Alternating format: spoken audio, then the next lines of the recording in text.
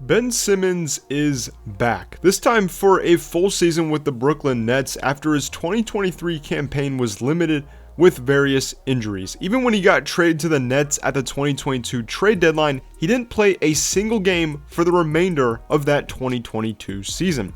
Now Simmons has had a healthy offseason to work on his game and get back to the all-defense playmaking machine that we saw in Philadelphia. Simply put, Ben Simmons has been very impressive in this 2023 preseason. I think he's going to have a great year in Brooklyn because, one, he really doesn't need to be the scorer. Now, yes, the Nets may have lacked some offense last year against the Philadelphia 76ers in the playoffs, as Mikal Bridges was kind of the only main shot creator. But if you think about it, right, Ben Simmons can basically set up everybody else. This team is full of lengthy 3-and-D wings, right? You got Mikal Bridges, right, who I said obviously was their leading scorer last year, and he will continue to be that. But Ben Simmons, right, he's got guys like Mikal Bridges, Cam Johnson, Dorian Finney-Smith, Royce O'Neal, Lonnie Walker. I could go down the line. They just have length, they have size, they have shooting. He's going to make everybody else's job easy. And like I said, Ben Simmons doesn't really need to be the scorer on this team. If he can just set guys up for easy three-point shots and easy baskets, easy cuts, right?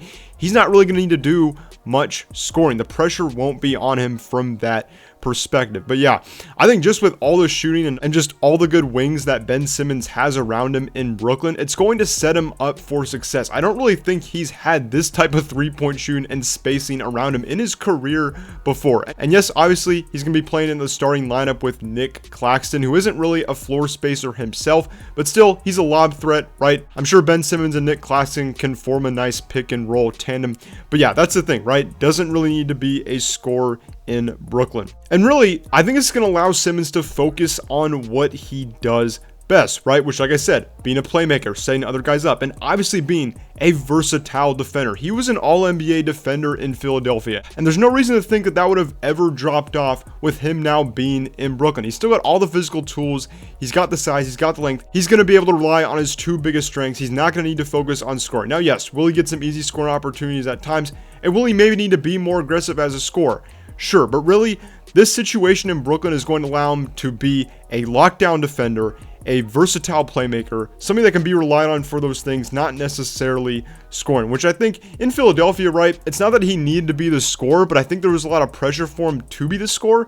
And really, in this situation in Brooklyn, he's not going to have that. And I know I've kept reiterating that, but it's really true, right? He just needs to be a playmaker and defender. If he can do those two things well, I guarantee he may not only be an all-NBA defender, but if the Nets have a good enough record, he could definitely be an all-star. I could definitely see that happening. Also, Simmons, right? He's going to be the primary point guard and be on the ball more. Last year, obviously, Spencer Dinwiddie, when he got traded back to Brooklyn, he was kind of that main starting point guard. And Simmons, he was a starting point guard to start the season, with Kyrie and Kevin Durant out there.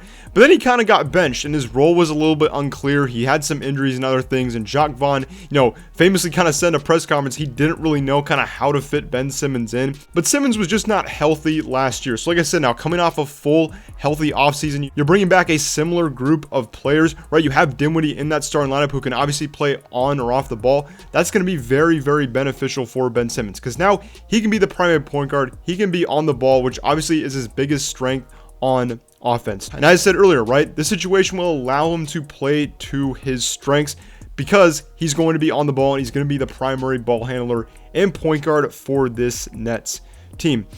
And here's the thing, right? Yes, obviously, Simmons has caught flack for not scoring, but I don't really think that's the issue because it's really not like he's been an incapable scorer in his career. He's had these, random games at times where he's gone off for like 40 points on some of the most ridiculously high efficiency I've probably ever seen, right? So, yes, he obviously doesn't take any threes, so that could, let's say, drop his true shooting percentage, right? But even then, he's a pretty efficient, let's say, scorer and, field goal percentage maker, right? It's not like he's been, this inefficient player. It's not like he doesn't know how to score, right? He's got all the tools, and he's clearly shown that he can do that, right? And like I said, having a fully healthy offseason now is going to really benefit him. Now, I know we see all the videos of him, every offseason, taking all these jump shots and hitting threes and whatnot. So it's like, he can do that, right? It's not like he can't. But obviously, That's not been his role at the 76ers, and that's not going to be his role in Brooklyn, and it doesn't have to be for him to be successful. I think, we all kind of have this picture in our minds that, for Ben Simmons to, be that #1 pick and be that player that we all thought, he was going to be, right? That he has to be this, crazy scorer and be able to hit all these threes and, average 20 points a game. But really, is that ever going to be his role? Because as long as he's on a team like Brooklyn, I don't think that's ever really going to be the case. So like I said, he's shown that he can score in bursts and score very efficiently. So I'm really not that worried about that with him. I mean, really, he's shown that he can do that. Like I said, he's coming off a fully healthy offseason. He hasn't really had that in a few years. He has stability in Brooklyn. I think this is going to be a really good situation for him. And he's shown all of this in preseason. He's been more aggressive. He's been an efficient scorer. His playmaking has been off the charts. He's a really, really fun player to watch when he's healthy. He's one of the most dynamic, defenders, playmakers. Like I said, I'll continue to reiterate that. But it's true, right? He's one of the most fun players to watch in the league when he's healthy. Like I said, it's also a fresh start with a new team. And this situation, it's going to be super beneficial to him. His back issue should be cleaned up now. All the injury issues he's had the past couple seasons, and then obviously the issues with getting traded, all that should all be fixed now. So I'm super excited to see what Ben Simmons has in store this season. Hopefully he can stay healthy. I think this combination of him, Mikal Bridges, Cam Johnson, Nick Claxton, Spencer Dinwiddie, that's a really good starting lineup. I think you could put that as definitely like a top 15 starting lineup in the NBA. And obviously there's lots of good starting lineups right now, right? The talent dispersal in the league is probably the best it's ever been. But yeah, I think this Nets team, they're going to be better than a lot of people think. I have high hopes for him. I like how this roster is constructed. It's perfectly constructed to maximize Ben Simmons. So yeah, thank you guys so much for watching. Hope you enjoyed this little breakdown, and I'll see you guys in the next one. Peace out.